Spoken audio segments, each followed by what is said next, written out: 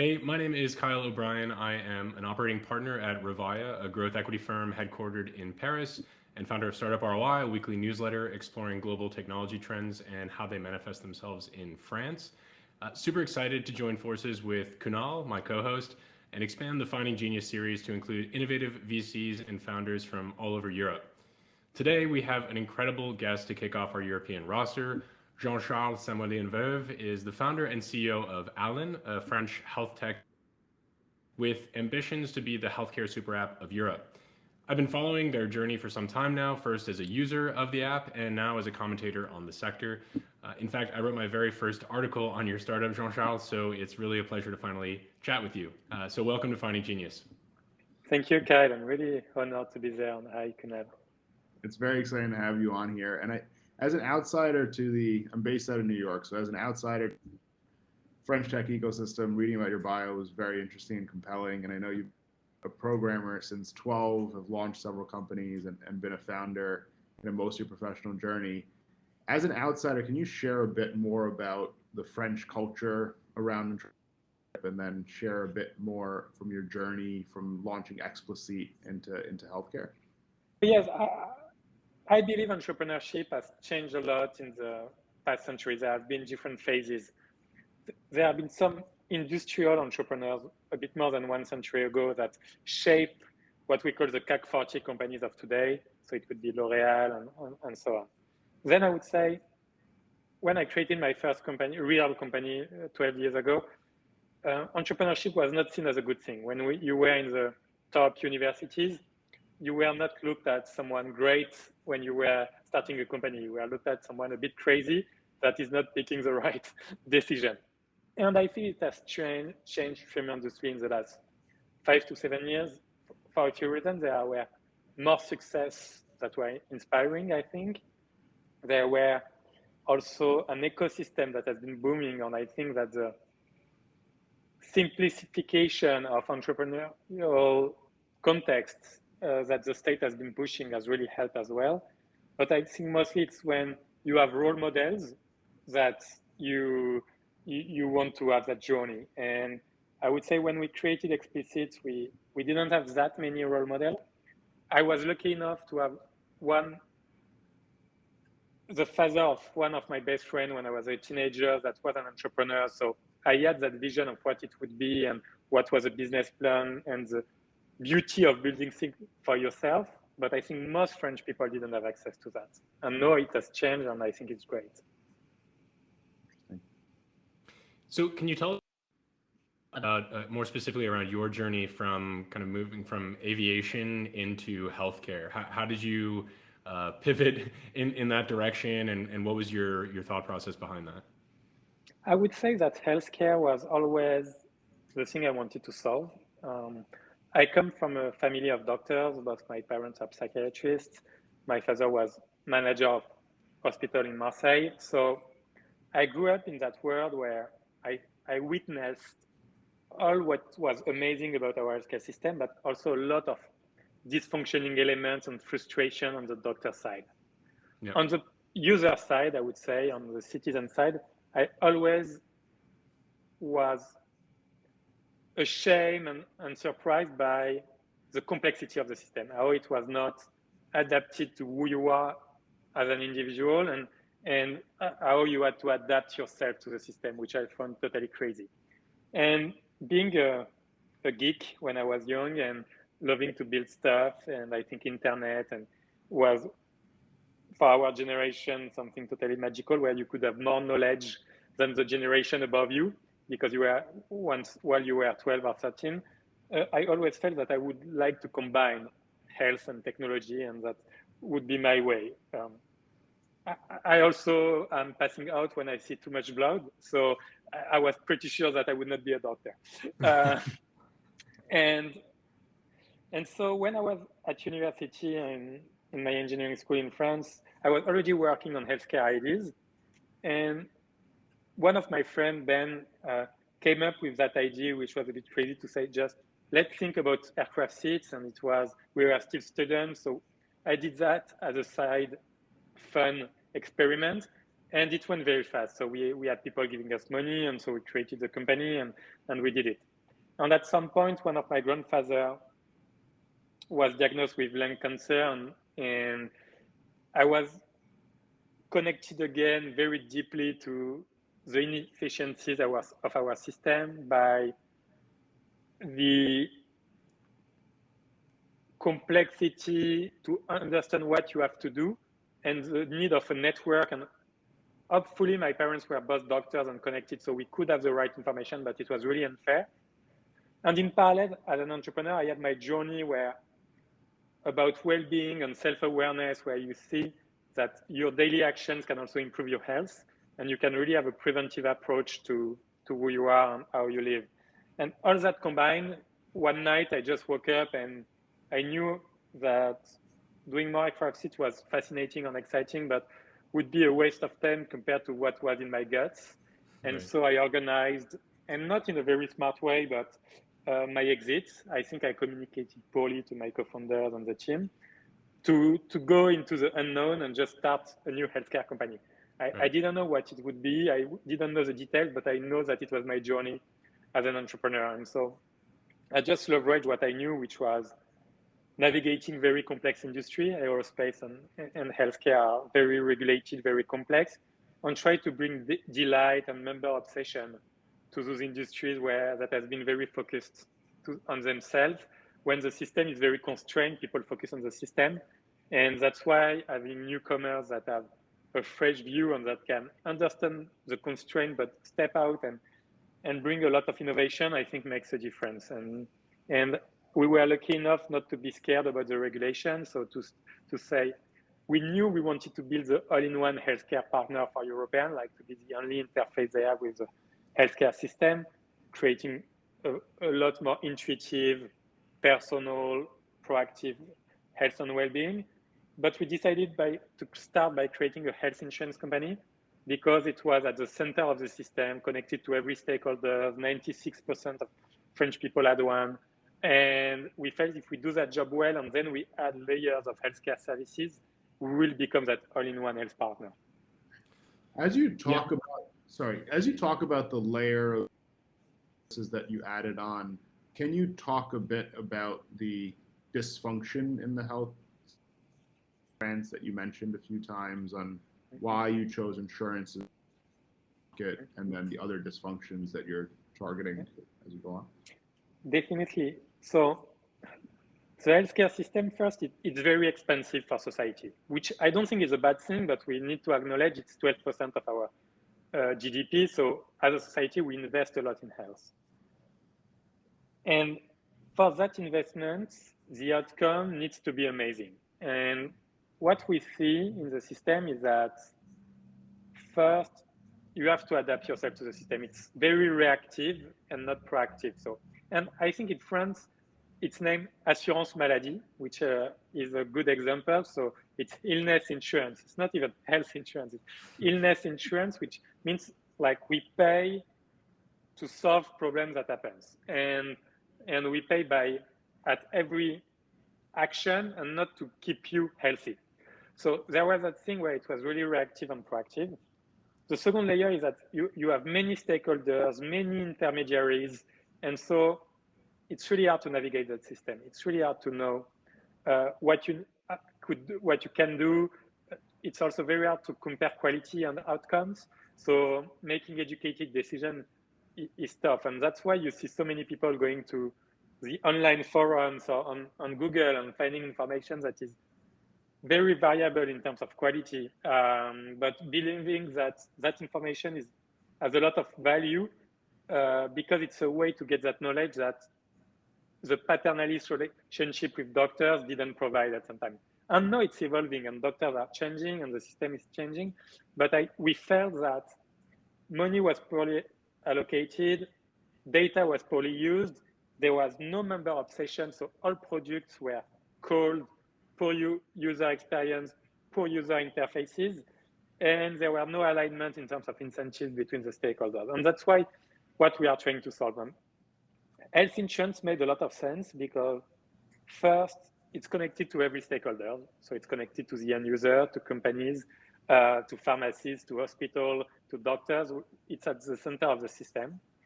We believe that if you were to have only one app, it will be the one that use your reimbursement. And we believe that people won't have like 5 or 10 apps on their front page for health. So you have to be one, and we thought it would be this one. And we believe it was a good way to build trust and to have aligned incentive in terms of prevention and proactive care. And that's, I think, were the main reasons. The last one is that as an entrepreneur for my first company, I experienced the choice of the health insurance for my employees, and it was a pain. I didn't know what people were trying to sell me. They were the insurance company, the broker. The broker was telling me, don't worry, I don't make my money on you. I make the money on the insurance, but hey, it's a zero-sum game, so someone has to make a margin somewhere. So at the end, I am the one paying. And so I felt really screwed by the system, and we thought that there would be a huge opportunity. There were no new player in the last 30 years when we created the company. So to show you how much it was in the same trends. Yeah, I can identify with that. When I moved to France a few years ago and joined a startup, I was presented with the same kind of complex list of paper documents trying to determine which plan I should choose. And I was so bewildered that I just opted for the most basic plan and said, I'll deal with this later. The majority of this audience is actually based in the US. And Kunal, correct me if I'm wrong, but I think if you talk to the average American, their concept of healthcare abroad, specifically in countries like the UK and France, is that it's socialized medicine, it's state sponsored, everything is free. You walk into a hospital and you walk out a new person, and there's no billing issues, no problems. And while in a lot of cases that may be true, and there are some certain advantages, you touched on some of the complexity of the system as it stands today. I was actually surprised to find that there was even secondary insurance in the first place. I assumed it was all kind of just available to you if you were a citizen or resident of the country. So one of the statistics that shocked me the most was that in over 30 years there have been no new entrants into the space, which means that most of these incumbents were pre-internet era health insurance providers. So can you kind of elaborate on like what exactly the health system looks like in France, a bit more specifically, like as an individual, what would my interaction typically look like? And if I were to go to the doctor and I had an old insurance provider, what are the steps taken to get reimbursed, and how do I go to the pharmacy and get my medication? What can you just kind of give a day in the life of an average patient in France? Of course. So indeed, you have a public system and a private system. 96%, but they are really complementary. So 96% of the population has also private health insurance on top of the public system, because the public system does not, except in very specific cases, it does not cover 100% of the case of the cost. It covers 75-ish% of the cost. But let's say you go to see a GP, and what the state is going to say is that the GP cost for them, it's 25 euros. They believe it should be 25 euros, and that they pay 17 euros out of the 25. So you have an out of pocket of 8 euros. And in fact, you have some GPs that price it at 50 euros or 60 euros a consultation. And that's where the private health insurance comes in, to reimburse the difference between what is a basic reimbursement from the public system and the actual cost of the GP. And so, except if you have like a chronic disease, which is in a very selected list of chronic disease, where the state can cover up to 100%, you always have something to pay. And if you want to add some convenience, like you have always cost. And so when you go to see the GP or you go to the pharmacies, you are going to use what we name Carte Vitale if they accept it, which is not everyone, but most of them. And it's going to make the GP be paid apart by the public system. And then we are going to get the information and reimburse you for the rest that you have paid. In some cases, we can pay upfront as well. In some cases, the GP is not connected to the system, so you will have a paper bill that you need to send and that we will automatically treat. So you have a lot of different cases that are managed, but the idea for us was to build a stack where we do know 80% of our reimbursement in less than 1 hour with the money on your account, thanks to automation and understanding of what is the data on the bill, when we receive the information, how we match it automatically to your coverage, and how we make that reimbursement, and how we treat fraud and everything. And that, I think, has been very differentiated, because in most cases in the competition, when we started, it was still very paper-based. Now you can maybe send a scan or a PDF, but it's still like heavily processed by humans behind it and not automated to the scale that we did. Right. Well, you mentioned earlier that one of the benefits of starting as an insurance provider is that you're kind of this intermediary between physicians, hospital networks, pharmacies, the state. I've been reading The Cold Start Problem by Andrew Chen recently. I think I saw that you picked up the book as well. And there's two concepts there that I think apply in your case. One is around building atomic networks to build really strong foundation and expand from there. And the second is the difference between the hard side and the, I guess, relatively speaking, easy side of the network. So in a case like Uber, the hard side is getting drivers to sign up so that you have enough supply. For YouTube, it's getting creators onto the platform so there's enough content for people to watch. So I wanted to get your take on kind of the atomic network inside of the Allen ecosystem, and then what you perceive as the hard side of the network and what you've done to get people to sign up, whether that's patients or physicians.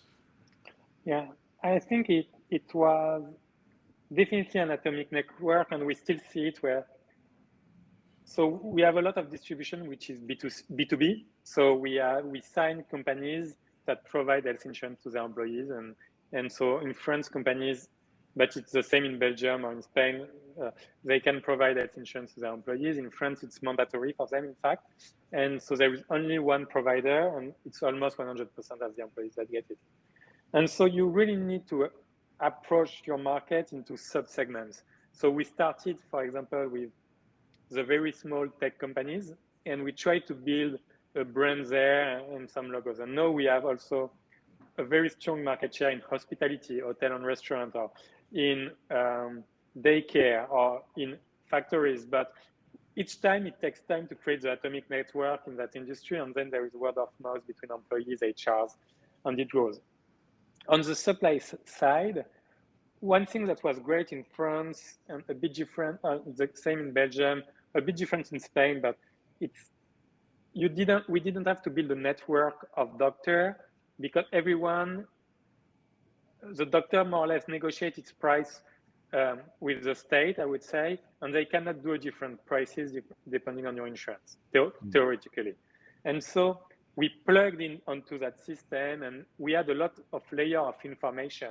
And I think the hardest part was to make sure that pharmacies would recognize Allen as a health insurance, that we would integrate with the different services to have the public system to be sure we get the right data, and we went very deep into the stack to do that. So it was more, I would say, technical problems and awareness problems than really getting drivers for Uber, which I think is a bit harder than for us. In Spain, we have to build a network, so there was some heavy lifting to get a network partnership that we can provide to our members. Gotcha. Yeah, I guess the last question on kind of expansion and building the super app of Europe. You know, in the U.S., it's fairly conventional. It's a big country, and you have a pretty clear total addressable market. And there's consistency around language and regulation. There's some of that in Europe, obviously, because of the European Union, but I think some of the barriers to entry in a new country are around the culture, localization, building brand equity outside of your borders. So what has been your approach to, I know you've already expanded into Belgium and Spain, but to move beyond those regions, like what is a typical plan of attack when opening in a new country?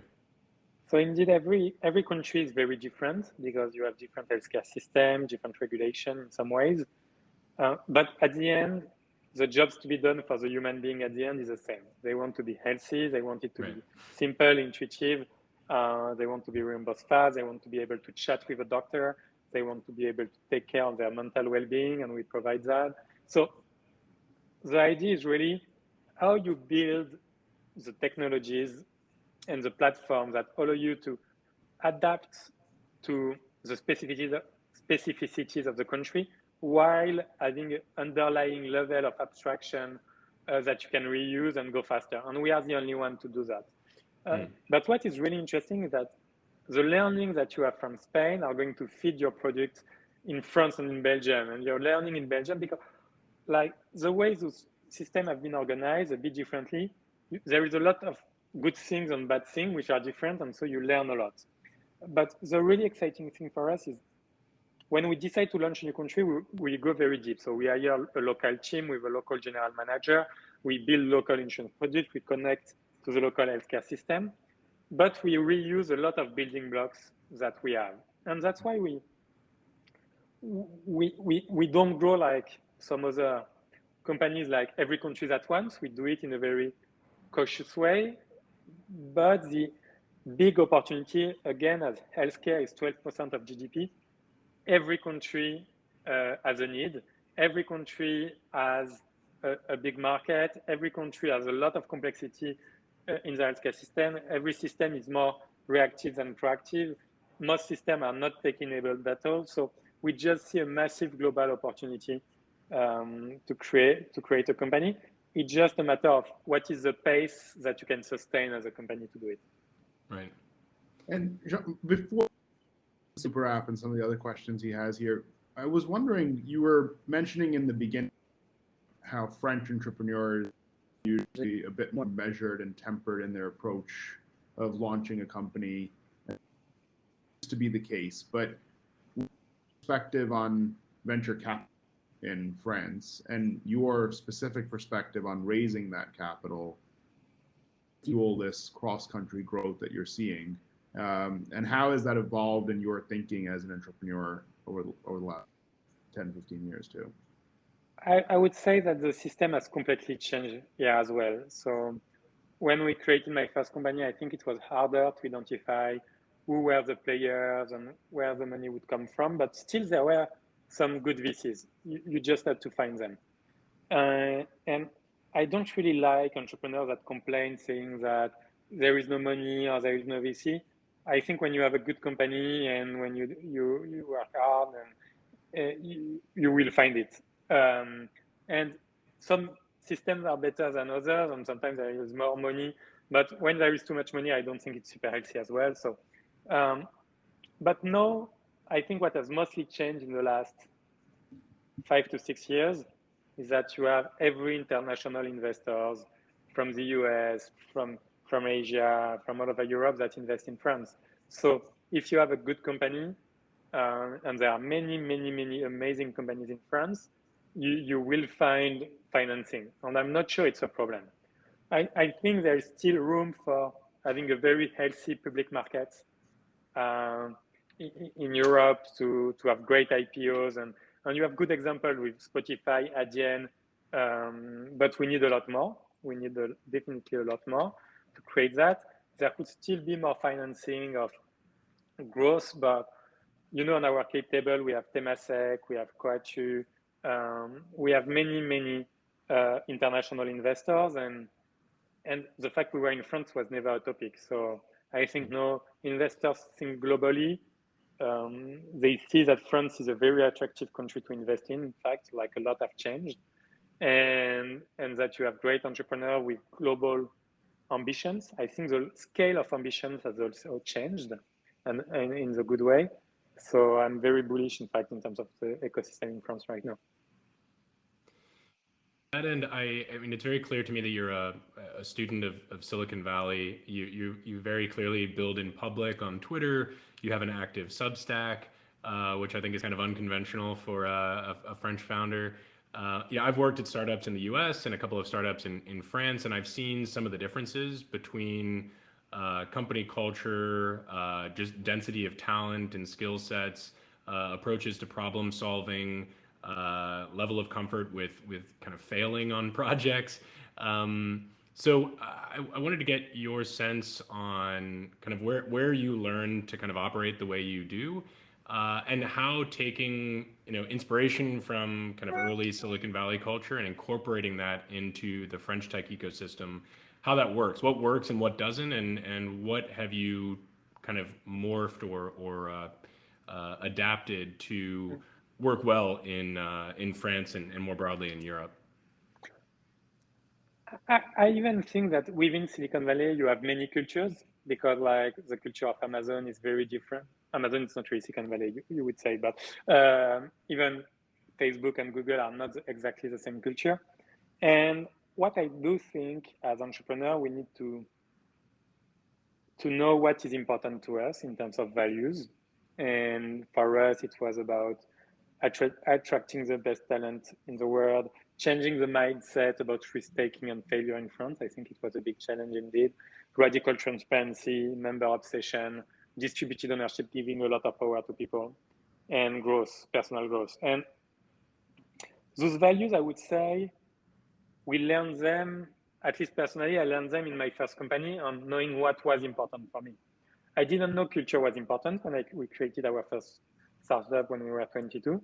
And I think we lacked models and playbooks and stuff. But when you experience it and when you experience that there are stuff that are not really connected to who you are and that you feel you could have managed differently, then you start going deep into culture. And so our framework has always been try to start with our value and analytical approach of what we want to solve through that values. And then we can look outside, and Silicon Valley is a super example, but some other companies in China could be very interesting in some ways, like Alibaba has an amazing and very interesting story, for example. And look at those stories and see what we want to learn and what resonates with our model. But so it was like a lot of people, they take another culture and try to translate it to their model. Us, it was more, we have our values and our models. We do user research on how other people do. It feeds our values and model, and then we create the culture. And I think it's a stronger way to do it. And yes, in France, you have culturally, you had maybe a more more hierarchy in the way things were approached. I think there were a fear of failure, but it's definitely changing. And what you see is that if you put people in the right ecosystem, if you hire internationally as well, so if your company is a melting pot of French people, American people, people from all over Europe, or even from India, and you put them together with clear values and culture, wherever you are, it can work, I think. But you need to be really intentional about it. I think the problem is that most companies start thinking about their culture when they are 50 or 100 and say, yeah, before that, the culture is known. It's like the founders and stuff. And that I don't really believe it. I do think that being intentional with what culture you want to shape and build helps you to attract your first talent and to build a culture that really reinforces itself at every hire and every decision you make. And that's why we were so intentional. And that's why we keep with Charles, my co-founder, who did his career in Silicon Valley. We do spend a lot of time trying to understand other models, but we are really trying to build ours. And the name of the podcast is Finding Genius, obviously, and it's some work that Kyle and I have done. But extending on this and values, what are some of those qualities that you've seen are most successful in entrepreneurs or founders, or that you try to embody into your team at Alana as well? I think that would be an interesting thought for entrepreneurs to also learn from, given your experience. I think one pattern that I see that makes a huge difference first is what I call static versus dynamic thinking. Static thinking is believing that the world of tomorrow is going to be a linear continuation of the world of today, while dynamic thinking is thinking that you can have an impact on the world of tomorrow, and you can shape how it's going to be. And I feel that people that are successful at innovating, they have that dynamic thinking where they see that their action can shape the world, and that the world is not like something that is pre-programmed and that you just play a little part without impacting it. So that's the first one. The second one, I think it's the combination of the ability to think very long term and have that vision of the long term, but also being able to be super scrappy and in the details and being street smart when you need. And having those two things like the forest and the details on the trees, I think is a skill that is really necessary for entrepreneurs or people that innovate. I do think that you need to have a lot of optimism, and because it's going to be hard. And optimism comes with a sense of accepting and digesting failure as an opportunity to learn. And if you're optimistic about the future, failure matters a bit less because you know you're going to solve it. And so it comes with that combination of self-confidence on your capacity, but humility to get the signal from the world around you. And I think that's the most difficult thing as an entrepreneur. It's to be really opinionated on some ideas while being able, as Keynes said, being able to change your mind when facts change. And having that flexibility while having an underlying direction, I think is really, really interesting. And then it's just a growth mindset, like being willing to learn whatever needs to be done to get shit done. Like nothing it should be out of your purview. Nothing should be impossible. Nothing should be another person's problem. Well, speaking of static and dynamic thinking, I think the best evidence for that of things not moving linearly is perhaps the COVID-19 pandemic. I mean, you may have plans for the next week or the next month. I think this is really ground in some cases the economy to a halt and forced companies to pivot. So you're uniquely positioned as a healthcare company during a global pandemic. In your book, Healthy Business, you talked about this double revolution between cultural and digital. Some examples I can think of off the top of my head are startups coming into the rescue in some cases. Doctolib, which is a big appointment scheduling tool in France, was able to book something like 1 million vaccine appointments in a very short period of time. So can you talk a little bit about this double revolution?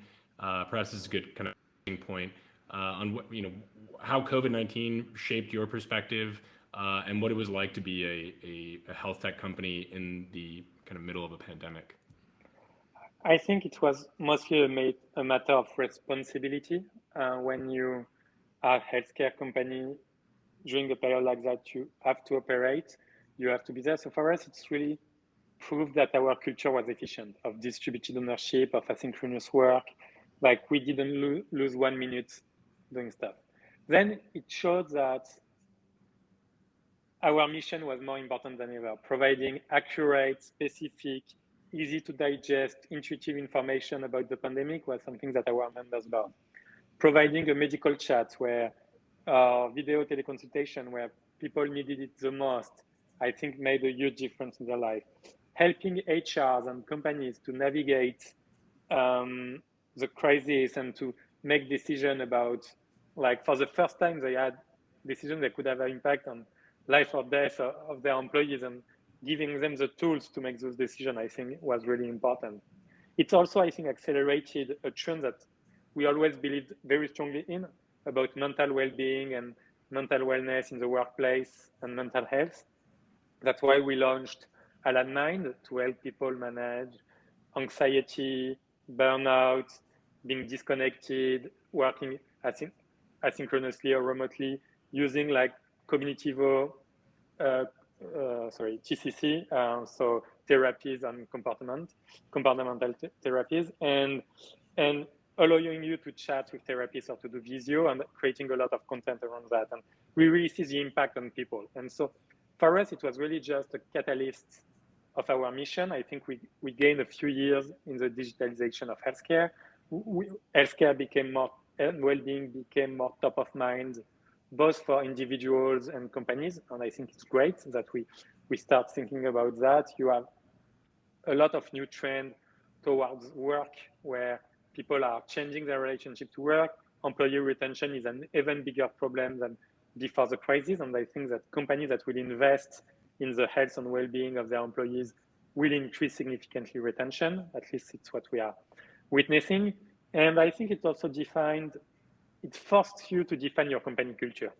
If you had not a strong company culture, I think it was really hard to survive such a crisis, because it's not about the tools and like setting up the IT so people can be remote. It's how you make decisions as a group and how that translates in your daily life. And I think it was really fascinating to see companies trying to adapt, some succeeding very well, some learning a lot about themselves, and it consolidating, I think, a lot of company cultures.